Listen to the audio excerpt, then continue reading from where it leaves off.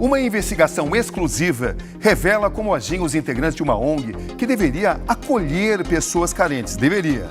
As vítimas eram expostas nas redes sociais em uma espécie de reality show de horrores. O líder da organização Cid Marcos Bastos, também conhecido como Pai Marcos, é acusado de organização criminosa, maus tratos, lavagem de dinheiro e abuso sexual, em troca de comida e itens de higiene pessoal. Essa é a nossa reportagem da semana. Estamos ao vivo. Uma espécie de reality show. Tira. O cenário, a Praça Central de Manaus, bem na frente de um dos edifícios mais belos do mundo, o Teatro Amazonas. A encenação é um jogo. O prêmio, uma vaga para ser aceito na ONG Pai Resgatando Vidas, uma casa de acolhimento. Aí o pessoal público votava para poder ver quem que ia ficar, né? Eu fui desclassificado porque eles falaram que eu não tinha a aparência de dependente químico, né? Tudo transmitido em tempo real pela internet. Como é que alguém filmava as pessoas nessas condições e com essas imagens tentando angariar recursos para o Instituto, ou seja, utilizando a imagem dessas pessoas, né? O objetivo, arrecadar muito dinheiro. O apresentador do reality, Cid Marcos Bastos, também conhecido como Pai Marcos. De repente, ele trazia para casa dele e dava comida, arroz, feijão, comida normal, o que ele comia ali, o que ele fazia. Mas aí ele começava com aquelas, abrindo live, aí dizia que estava precisando, porque ele precisava que ele sozinho não tinha conta de dar conta de 7 pessoas. Mas isso era apenas o começo do show. Além da exposição nada gratuita, Marcos passou a ser suspeito de vários outros crimes contra pessoas em situação de vulnerabilidade. Nas investigações, nós constatamos que esses valores estavam sendo desviados da finalidade que seria atender os moradores de rua para beneficiar os membros dessa ONG. O Teatro Amazonas fica no centro histórico de Manaus, bem em frente a essa praça, que era um dos lugares onde Marcos Bastos recolhia moradores de rua para que eles participassem de uma espécie de reality show. Na verdade, segundo a polícia, um show de horrores, onde essas pessoas eram usadas como atores involuntários, num esquema que pode ter movimentado cerca de 20 milhões de reais. A história de Marcos Bastos cruza com a de Maria Solange, a mulher que ficou conhecida no Brasil e no mundo quando Madonna viu o vídeo dela que viralizou na internet. Na época, Maria Solange foi acolhida na casa que prometia apoio aos moradores de rua.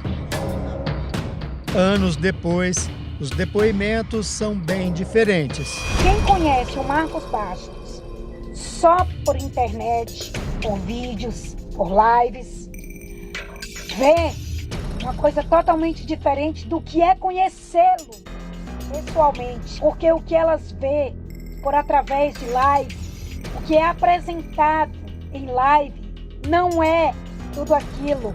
Aquilo tudo é farsa, aquilo tudo é mídia, aquilo tudo é mentira. De acordo com as denúncias, Maria Solange foi usada como garota propaganda para conseguir doações em dinheiro através das transmissões na internet. Alexandre Tomás, de 40 anos, havia perdido o emprego e, sem dinheiro para o aluguel, foi morar na rua. Ele conta que foi convidado por Marcos Bastos para disputar uma vaga na casa e teve que se submeter ao tal reality show. Ele via que a pessoa tinha um talento de alguma coisa que ia se destacar na live.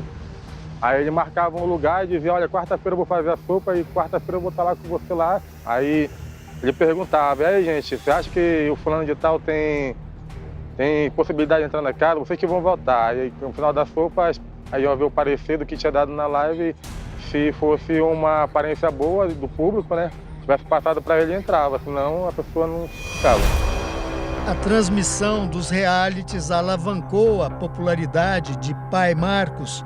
Em pouco tempo, ele conseguiu cerca de 3 milhões de seguidores nas redes sociais. Alexandre conta que Pai Marcos exigia total exclusividade dos moradores da casa. Todos eram proibidos de usar redes sociais sem a autorização dele. Uma propriedade, se eu trabalhasse numa emissora, né, e eu não pudesse gravar em outra emissora porque eu assinei um termo de responsabilidade com a emissora tal, entendeu? Todo mundo assinou seu direito de imagem, tá entendendo? Então eu quero ver o que a gente vai ser processado. Essas pessoas iam para dentro da casa dele e ali ele mostrava essas pessoas durante todo o dia. Essa mulher, que prefere não se identificar, trabalhou na organização não governamental liderada por Marcos. Segundo ela, um verdadeiro golpe midiático. Tudo o que ele podia mostrar dessas pessoas eram mostrados. Os conflitos, os romances, as intimidades, a crise de abstinência. Diversas vezes as crises foram expostas para os seguidores ver como que é uma crise, como ele tratava, principalmente os conflitos. Um show de horrores que ganhou uma programação ainda maior. Se mete nas bordas dos outros que não tem nada a ver contigo. Sai daí, mano, sai daí. Antônio Zacarias foi um dos primeiros a denunciar o que ele chama de abusos horrendos. Tudo cometido por Marcos Bastos. Eu só ouvi falar no Marcos Bastos quando a dona Ângela Maria me procurou, dizendo que havia alugado os 2 carros para eles. A partir disso, comecei a investigar e descobri que se tratava de um bandido. Eu diariamente denunciava ele e eu fui investigando e descobri uma série de outras coisas. As denúncias encorajaram dezenas de outros e de todos os tipos. Em 2021, Ângela Moreira usou todo o dinheiro que tinha para comprar 2 carros que foram alugados pelo Instituto de Pai Marcos. Depois disso, ela nunca mais conseguiu reaver os bens. Eu fui vítima de uma organização criminosa, de uma quadrilha. Eu comprei 2 carros financiados, o único dinheiro naquele momento que eu tinha. Você tinha vendido a casa? Sim. E o que me coube, a parte dessa casa, eu apliquei para comprar esses 2 carros para ter uma renda, para que eu pudesse me sustentar minha família, ter meu dinheiro. Pegaram, alugaram o primeiro carro, um mês seguinte, alugaram outro carro e levaram para essa instituição. E meu carro tinha rastreador, eu sabia onde o carro estava. Quando eu vi o filho dele anunciando outro carro à venda e também com o nome da instituição, Pai Resgatando Vidas. Adesivão, nosso carro tem que estar dando todo adesivado, né, gente? As denúncias custaram caro. Ângela passou a sofrer perseguições por parte dos seguidores e funcionários de Pai Marcos. Ele fez uma live. Nessa live, uma das seguidoras dele perguntou do meu carro. Cadê o carro da dona Ângela? Aí ele disse assim, não me pergunte sobre o carro. Se eu encontrar ela, eu vou fazer um estrago. Essa dona Ângela é uma imunda, uma senhora imunda que vive à custa dessas cobras. Assustada, a mulher teve que mudar de cidade. Você imagina o medo desse homem fazer algo comigo, com minha família? Não foi fácil. E ainda não está sendo fácil, entende? Ângela não foi a única. Muitas vítimas precisaram sair de Manaus e outras encontraram refúgio fora do país. Primeiro conheci o Marcos Bastos e o movimento que ele fazia nas redes sociais. Contribuí de todas as formas possíveis, né? Compartilhando também financeiramente, amigos fizeram depósitos, grupos também que eu participei. Foi diversas formas de contribuição. Grazi mora na Europa. Ela apoiou a ONG por anos, até que passou a questionar a conduta e a vida de luxo que Pai Marcos exibia nas redes sociais. Depois disso, passou a sofrer com ameaças. Grazi agora sentiu saudade dele. Ele falava que ia vasculhar tudo, que ia fiscalizar tudo, que ia olhar tudo, que ia procurar saber de tudo, em questão até das minhas coisas da minha família. Tivemos documentos expostos e também as ameaças que eu recebi, que as pessoas querendo mesmo justiça, fazer justiça com as próprias mãos. De acordo com a Polícia Civil do Amazonas, entre 2019 e 2024, a ONG de Pai Marcos movimentou mais de 20 milhões de reais. Então eles percebiam que os valores não estavam sendo destinados, que eles viam os moradores, o dinheiro sendo doado à instituição, mas nunca esses moradores recebiam um atendimento melhor. Então eles começaram a suspeitar que havia algo de errado. Eles começaram a perceber que nada mudava na vida desses moradores de rua. Também no continente europeu, DEA foi uma das maiores apoiadoras do projeto. E eu fiquei tipo hipnotizada, sabe? Eu acho que aquilo é uma espécie de seita. Sinceramente, eu fiquei extremamente chocada. Foi de ver aquela situação toda e pensando não poder ajudar sozinha a sustentar tantas pessoas naquela casa, que já tinha por volta de 7, 8 pessoas que ele pegou e colocou dentro de casa. Aí eu comecei a ajudar com 1.000, com 2.000. Mas passou a desconfiar de Pai Marcos e da ONG. Essa louca, ela era louca por mim também e ficou me perturbando.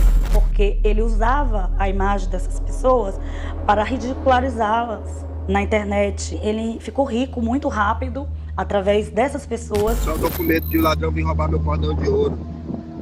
Quando nós começamos as investigações, nós começamos a verificar inicialmente que havia esse desvio de valores que eram revertidos em favor dos membros da ONG e não em favor dos moradores de rua, o que por si só já representava uma grave violação de direitos humanos, já era uma circunstância grave. R$556, tá, gente? Esse dinheiro também que vai estar indo, né, pra lá. Uma outra grave acusação entrou no radar de Pai Marcos. E aí nós chegamos no fato das maiores violações de direitos humanos que eu já vi em toda a minha carreira, que no caso eram violações dessas pessoas vulneráveis, que são os moradores de rua, e eles estavam sendo ali alvos de atos sexuais por parte do Pai Marcos. Dá um beijinho aqui no pai. Gente, quando eu conheci o Marcos Bastos, ele não era o monstro que ele está sendo, não. Porque me perdoe, Marcos Bastos, mas você está sendo um monstro. Então o Pai Marcos, ele realizava atos sexuais, ele mantinha relação sexual com algumas moradoras de rua, com várias, na verdade, em troca de prato de comida, em troca de sabonete, em troca de kit de higiene, em troca de ela poder tomar um banho dentro da instituição, em troca de ter um lugar para dormir. Diversas vezes eu presenciei o Marcos dentro do quarto dele, com linternas e a porta trancada. O Domingo Espetacular teve acesso a vídeos de Pai Marcos maltratando, ridicularizando e ameaçando internos e pessoas que tiveram coragem de denunciá-lo. Porque o que eu vou te falar, se tu puxar uma chave de fenda pra cima de mim, eu te meto bala. Em um deles, Pai Marcos mostra a convicção de que está acima da lei. Eu desafio, eu peço, vem aqui todos a investigação do mundo, venha pra cá, pra dentro desse projeto. Pode vir pra cá, pra dentro desse projeto, ver se tem alguma coisa errada aqui. Uma operação da Polícia Civil do Amazonas prendeu Pai Marcos e o filho dele, o Wilson, em 2024.